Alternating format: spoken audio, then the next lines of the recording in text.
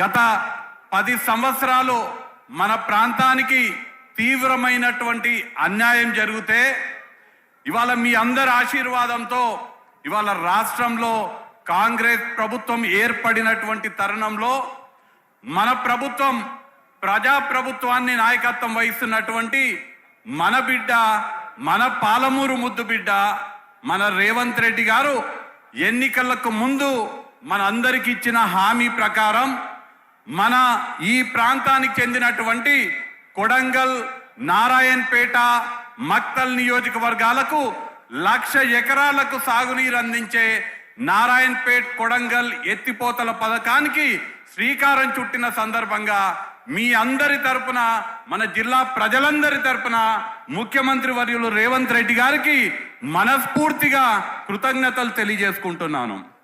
అలానే ఈ ప్రాజెక్ట్ సంబంధించినటువంటి ఫైలు త్వరితగతిన వేగవంతంగా కదిలించినటువంటి గౌరవ ఇరిగేషన్ శాఖ మంత్రివర్యులు ఉత్తమ్ కుమార్ రెడ్డి గారికి కూడా ఈ సందర్భంగా కృతజ్ఞతలు తెలియజేసుకుంటూ, ఇవాళ కొడంగల్ నియోజకవర్గం దేశంలోనే ఒక ఆదర్శ నియోజకవర్గంగా తీర్చిదిద్దేటువంటి పరిస్థితి మనం చూస్తున్నాము.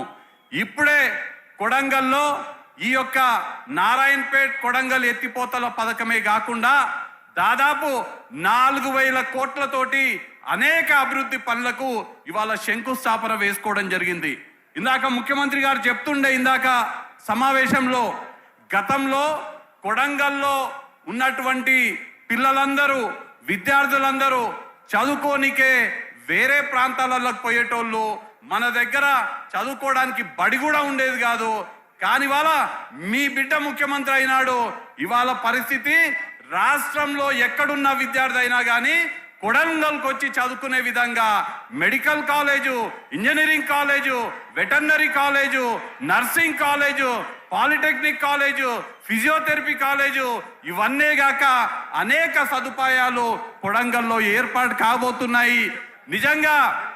నిజంగా కొడంగల్ ప్రాంతానికి ప్రాతినిధ్యం వహిస్తున్నటువంటి శాసనసభ్యులు, ముఖ్యమంత్రి అయినటువంటి రేవంత్ రెడ్డి గారిని చూసి ముఖ్యమంత్రి అయిన 100 రోజులు కాకముందే వారి ప్రాంతానికి, వారి నియోజకవర్గానికి ఇన్ని అభివృద్ధి పనులు శంకుస్థాపన చేసిన సందర్భంగా వారిని చూసి గర్వపడుతూ, ఇది కేవలం ఆరంభం